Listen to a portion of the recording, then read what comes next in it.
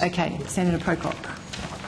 Thank you, Chair. I appreciate, there's a lot going on in this committee, but I just want to put on the record that I think it is farcical that we have 12 minutes for the CSIRO in the lead up to my EFO, given what's happening and given that last time CSIRO appeared, I think Senator had five minutes. I know that's not your problem, but I think as a committee we should be willing to actually go a little bit later so we can actually interrogate things here.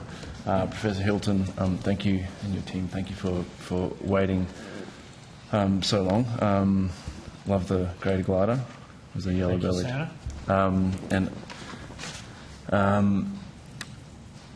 The government confirmed in question time last week that and I'll quote them, there has been a decision taken by the government through the MyEFO process to provide additional funding for the CSIRO. When were you notified of that decision? I'm not sure we've been officially notified of that decision. That's probably a matter for government and MyEFO. Were you aware that there was a good prospect you would get this funding when you made the decision to cut 350 research jobs? Senator, no. The decision to review our science portfolio and the consequence to jobs is separate from our sustainability issue. I think it's really important for us to emphasise that. And do you envisage any further job cuts at scale after the 350, or does 350 bring you to financial sustainability at your funding envelope plus $100 million?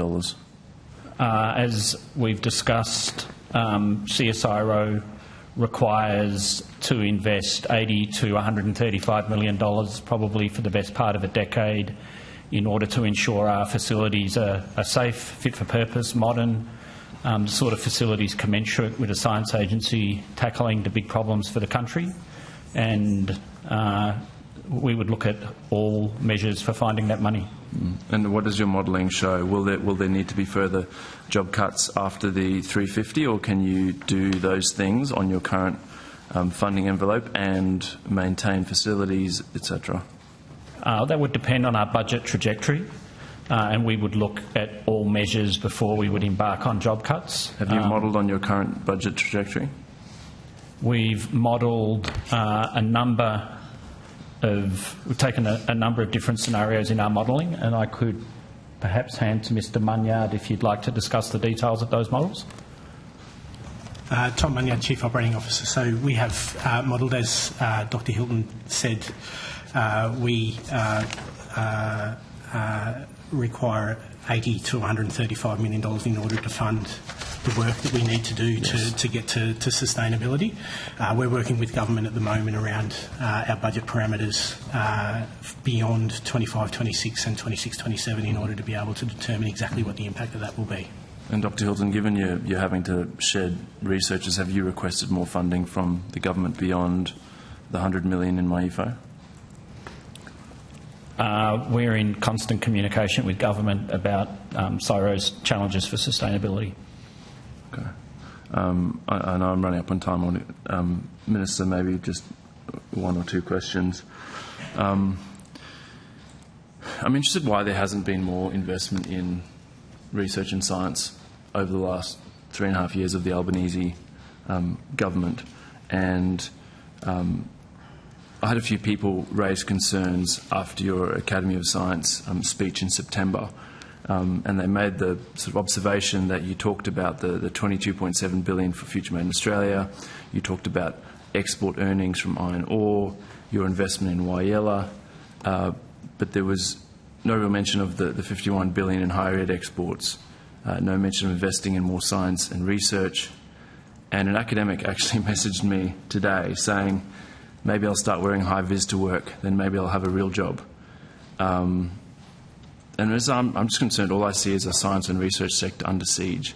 If we look at the facts, more than 1,000 jobs cut at the ANU, other universities are shedding jobs too, 1,100 jobs being cut at CSIRO, 20 or more jobs now to be cut at the ARC, we learn, before the third review actually reports.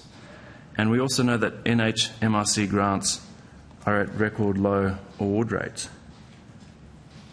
So there's a series of... What is going here? I mean, I had an Australian researcher write to me this morning and said, The system is not only dehumanised, it is now dehumanising. How do we turn this around, Minister? Surely we can do better than this as a country. Well, a couple of just to walk through a couple of those points. First of all, you've asserted $100 million in my FO. I'm not sure beyond the newspaper where that figure comes from, but I think it was in the lower house in a response to a question from one of the independents. We will make an announcement in due course, and of course we're engaged. The government's been engaged with Professor Hilton about that and what scale of additional expenditure is required on top of the annual amount that the government makes available for the CSIRO. The second thing is that the process that the organisation is going through now is, one of the reasons that it's quite important to separate out those sustainability questions from the prioritisation questions is that it's very much about the CSIRO being very clear about what its purpose is as a applied science and industrial research organisation. And you've got to be careful, I think, and respectful about the way that you talk about that, because there are people there who've been doing very important work for the country, but decisions have not been made for 15 years or so about lining up those, about going through a proper prioritisation exercise, and that is what is going on here. There are no funding cuts for the CSIRO. There are no funding cuts for the CSIRO. It's going down like this. Sorry? It's going down like this.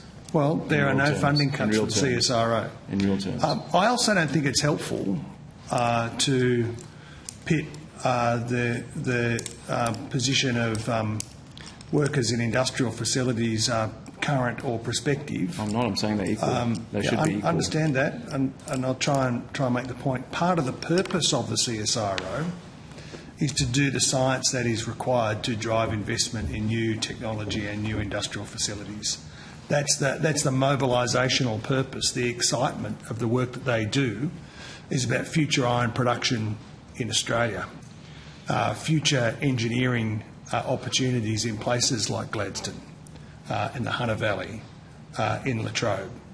That is the national interest question that they are there to serve. Yeah, but who's advocating for scientists? Well, and that is You're always talking about that is what this reprioritisation focuses much of the work of the CSIRO on, is those national interest priorities on climate adaptation work, on a series of these programs that really matter for our future.